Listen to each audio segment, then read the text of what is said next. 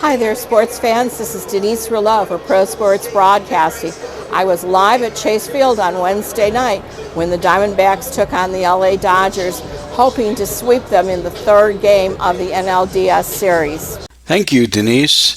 And yesterday in Diamondbacks baseball, the NLDS ended with the Diamondbacks winning this series 3-0. Diamondbacks came out, and in the third inning, the bottom of the third inning, they hit 4 solo home runs. That has never been done in playoff history before. We'll leave it to the Diamondbacks to do that. Before the game, we had the opportunity of catching up with the manager, Torey Lavello. We had a great work day. I just wanted to get the guys in one place at one time and just keep that momentum going. I don't want anybody to take a day off right now. I want guys to come in and still keep that rhythm and that flow on that field. That's really important. I talked about that competitive focus yesterday. I think that's a real thing. Today, just walking in, getting a chance to cross paths with guys, it's business as usual. Our guys are in a good state of mind. They seem to be themselves. I don't think anything's really changing based on my sidelines, and that's who we are. I think this team, like I said, is very focused and they're hungry. I think they're excited. You're on the left side. Hey, Torey, I know there's an important baseball game to be played tonight, but what do you think that moment's going to be like when Mike's kids throw out the first pitch today? Oh, man. It's going to be pretty emotional, for sure. Those are some special kids. Those 4 children have had to go through a lot. It's hard for me to talk about, but to see them, the way I get a chance to see them as often as I do, and them coming out the other end the best that they can. And Mike has been an unbelievable mother and father. It's going to be a really emotional moment for me, for sure. David, third row. Hey, Torey. Sold out tonight, obviously. I think back to 2017, the wild card game. My question for you is, when this place really fills up and there's really a lot of enthusiasm, like we saw in 17 in the wild card game, what's that like for you guys in the dugout? Yeah, this place can rock for sure, and we want it that way every night. How it's going to be tonight, I'm sure there's going to be some Dodger fans. It was my understanding that within 15 minutes of us clinching in Milwaukee, that 8,000 seats were sold. We assumed that they were our fans, but we may have missed the boat on that one, and Dodger fans come in full support. So we know that when our fans are out there, this place can get super loud. I did mention yesterday that in the first inning of that wild card game, I know Goldie hit a 3-run home run, and when the ball left the ballpark, the noise kind of startled me. So that's exciting. That's really exciting to know that our fans are going to come here. There's going to be a certain energy that they're going to have, and we're going to pick up on it. Now, what I want us to be situationally aware of is there is going to be an incredible energy at the start of this game and the lead up to this game, and we've been talking about it for a couple of days. I don't want there to be an emotional drop-off from our players. They've got to manage that the best way they can. So I might say that out loud. I know I'm saying it right now, and they're going to probably pick up on it. So I got to be careful that our guys get too high, because with every high, there's going to be a certain low. I want them to shoot straight the way they have, the way they approach things every single day. And what they've given me is an incredible effort with a ton of energy. I want them to maintain that for 9 innings tonight. Jack,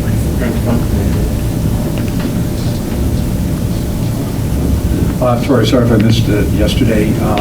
Is Evan Longoria okay? Is he going to be able to play today? Is he in the lineup? He's in the lineup, and he's feeling fine. So, the X-rays, everything that we took, and everything that we got the other day followed through the same way yesterday. The follow-up gave us the same information yesterday, and he's fine. I had a brief conversation with him. It pinched his skin more than anything. There was a little bit of bruising. There was a little bit of blood because of the pinching, but I don't think it got the bone. In fact, he said he felt good enough and he was ready to go there. So unless something's changed in the past, I don't know whatever it is, 20 hours or so, he's in there.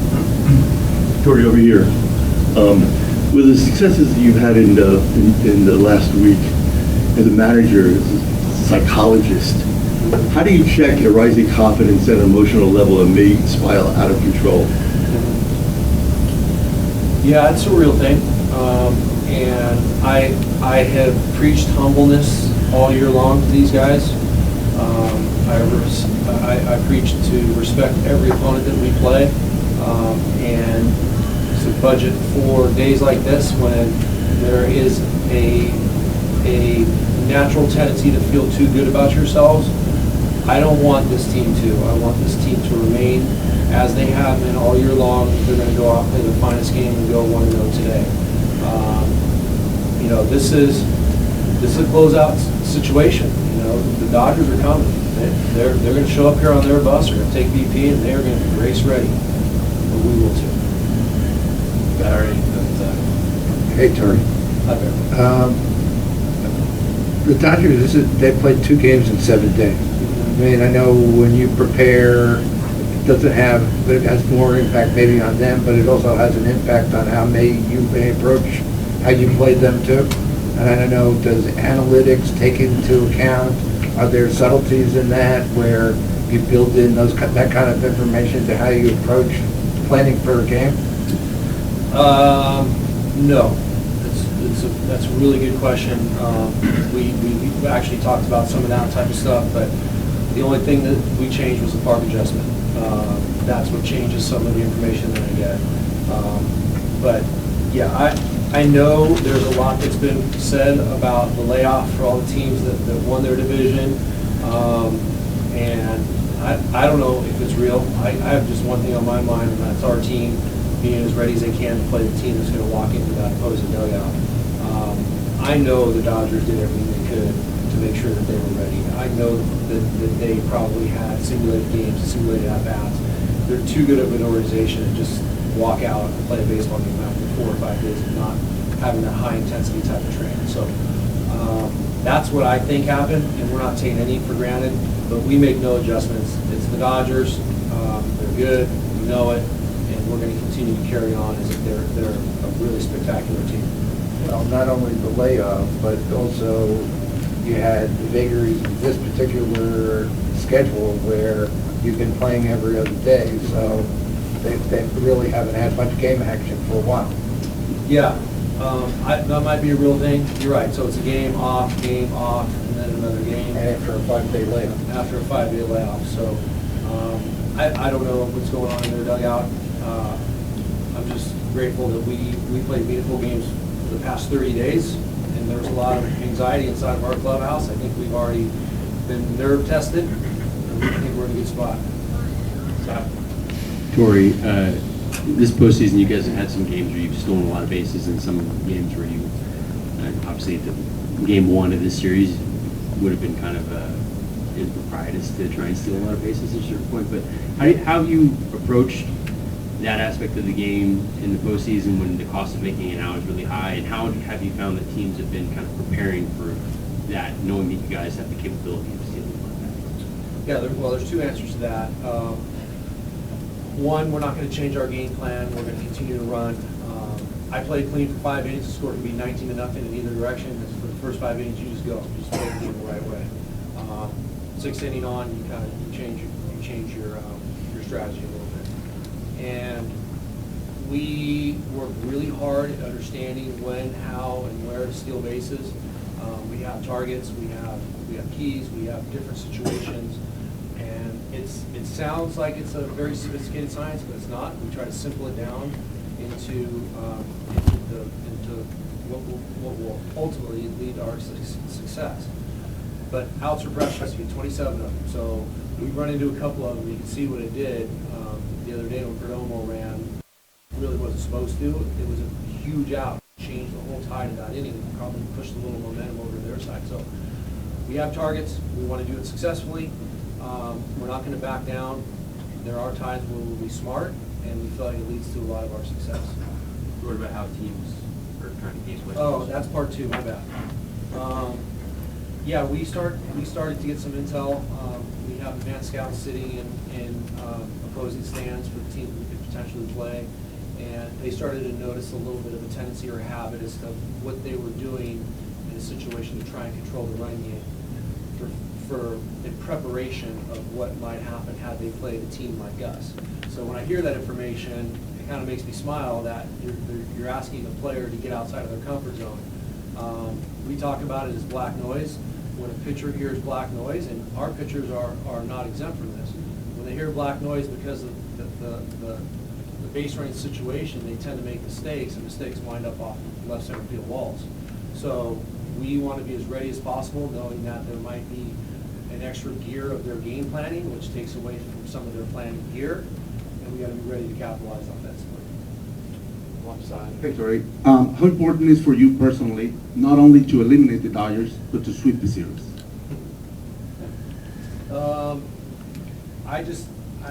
I think winning is winning. I love winning because I hate losing. I think everybody's heard that before. It's very addicting, and that's what motivates me every single day. Whether it's the Dodgers or any other team, and I should say the big leagues now, it's the same euphoric feeling when you get that 27th out and you win the baseball game. Everything now is amplified. The stage is bigger, the stakes are higher, and winning a baseball game today, whether it's 3 games and out or we end up going the distance, we just want to play another day and keep advancing until we potentially can win the last baseball game of the 2023 season. That's our goal, and there is no goal line for us. But if we get to that point, it'll be a great time. Tori, given the stability that Gabby's brought to this pitching staff and his bat, just how well-rounded of a player he is, can you speak to how crucial he's been to this team? Well, I think the record would indicate that. And last I heard it was 18 or 19 games over 500. I don't know exactly what it is today, but it's obvious to the common fan. It's obvious to the person sitting in their living room or in their basement pounding the keyboard and finding out about the Arizona Diamondbacks that Gabby Moreno is a huge piece of this puzzle for us. Now, you break it down inside of what I get to see every day. It's about preparation offensively. It's about game planning. It's about counterpunching the pitcher. It's about being ready and changing his compass and his approach every single pitch, and then not missing and having an impact back. And stepping into the dugout, separating it, putting on his gear and going out there and working every single day to be a better game caller, a better receiver, and just a better catcher all around. And that type of stuff's taking place right now inside of the locker room. I walk in there and I know he's going through his routine to make sure that he's game ready. So it's the hard work and preparation that I get a chance to watch. And he has been an unbelievable addition to this organization, and we would not be where we are without him for sure. Corey, you talk about these days, everything's kind of more amped up in a way. Are they able to feel normal? Like, do you find yourself getting up earlier, drinking more coffee? I mean, are you able to have a normal routine in the playoffs at all? Yeah, personally, it's the same routine for me. It's get up, make a little bit of breakfast, go for a walk, maybe swim for a few minutes, and then my mind starts to wander over to the ballpark around 10:15, 10:30. I start to think about what my day's going to look like, conversations I need to probably come in and have. So, yeah, I think there's a little bit of nervous energy that I'm creating on my own. But when I get here and I get around the guys and, I'm talking about some of the things that Christian Walker just bought on Amazon that I want to try and duplicate, and I'm just having these normal goofball conversations you guys would never even imagine. We fall into that same routine, and that's what pleases me the most. Zach, and then we'll finish up on the right. Tori, as a manager, how has the strategy of navigating the postseason series changed compared to 2017, the last time you were in this position? It just seems like across the game, everybody seems to manage, especially the pitching staff, with more urgency each game. Yeah, I think that's probably the first thing that I can talk about, and actually acknowledge that I've made some adjustments through the course of the postseason, and maybe towards the back end of the season, which to me was like the postseason for us, because we were in a win now, have to do it now mentality. So, yeah, I think what I've learned, and I said this the other day, and I might be repeating myself, so I apologize, but through watching games, through having conversations with other managers that have walked this walk, today and yesterday, I have found out that it's about stopping momentum. It's about gathering up everything you can to just draw a line in the sand and say, that's it. We're going to cap it at 2 runs, and we're going to manage this the best way forward offensively, and we're going to close the gap up. And just what are you going to do the next level of guy to go out on the mound and make sure that something happens. So probably means a little bit shorter leash for certain guys at certain times. You know, in July I would have never taken out Zach Gallen after 84 pitches, right? I was the biggest fool ever, I'm sure, in everybody's mind, but my strategy was to turn over their lineup. And I believe it worked, but there's a little bit more urgency that you have to be razor sharp with some of your decision making, and then you have to have a reason for it. And everything that I do has a reason for it. There's a strategy to every decision I make. Dory, I'm curious, what do you think is the biggest shift within this team when you look at the team from the end of the regular season to now? It feels like a different team. You guys are playing at such a higher level. What do you think is the biggest shift that you've noticed to find that success? Yeah, I think what I've seen now, and it might be a little more obvious to me today than it was at the end of the year when we were in it. I think our team was maybe forcing things and hoping. I talked about believing instead of hoping. We were playing that balancing game, and you know, we instead of going out and winning games to get in the postseason, I think we were kind of staggering around a little bit. Maybe I won't say nervous, just curious. But this team is full throttle, pedal to the metal. Let's let it rip 1 through 9. Pitching staff is equipped and ready, and everybody has their role. So I think the big exhale happened on that Saturday night. We had a really good celebration, and they knew what was in front of them. And like I said, we've been playing meaningful games for 30 plus days. So I feel like they finally got to the point that they wanted, and they collectively took a deep breath and said, new season, new start, let's go. Thanks, guys. And after the game, we had the opportunity to go into the Diamondbacks clubhouse to watch the celebration. I also had the opportunity to talk to Torey Lovello just for a minute, and he was, of course, very excited, as well as his team, as they are going to the NLCS. Who would have thunk it?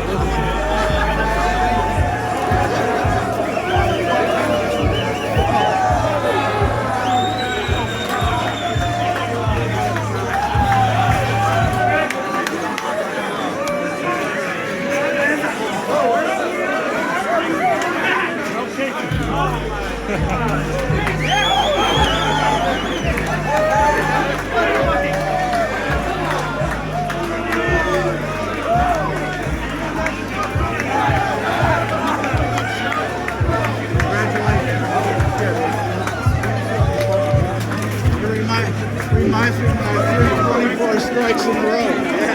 Same kind of celebration. I'm a pro bowler. That kind of stuff. Yeah, that's pretty good. Yeah, 37 years.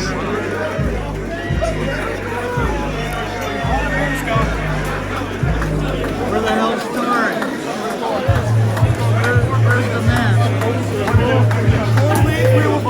To the pool.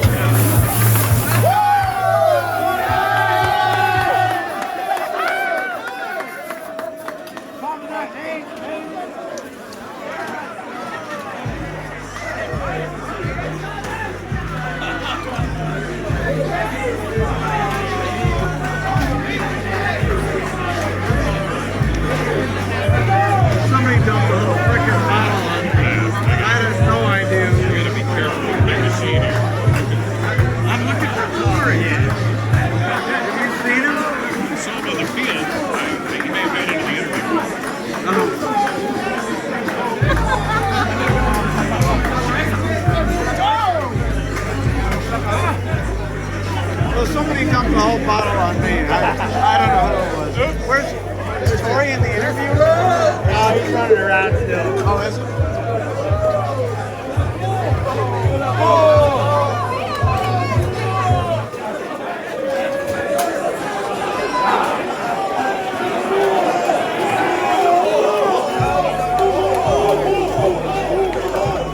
Hey, neighbor. Hey. How you doing, man? How are you?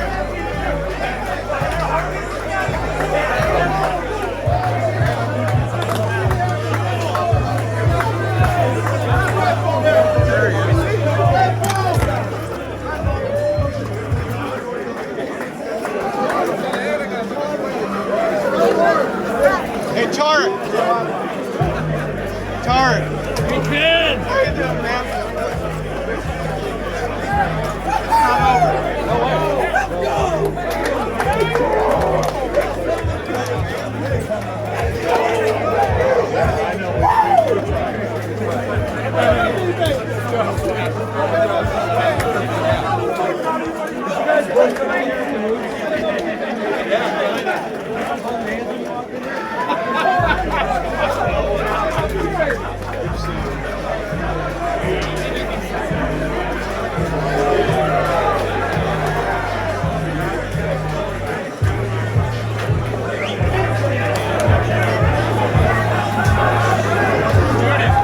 Hey Shane, I found. Oh yeah. Were they going out? You want us to go around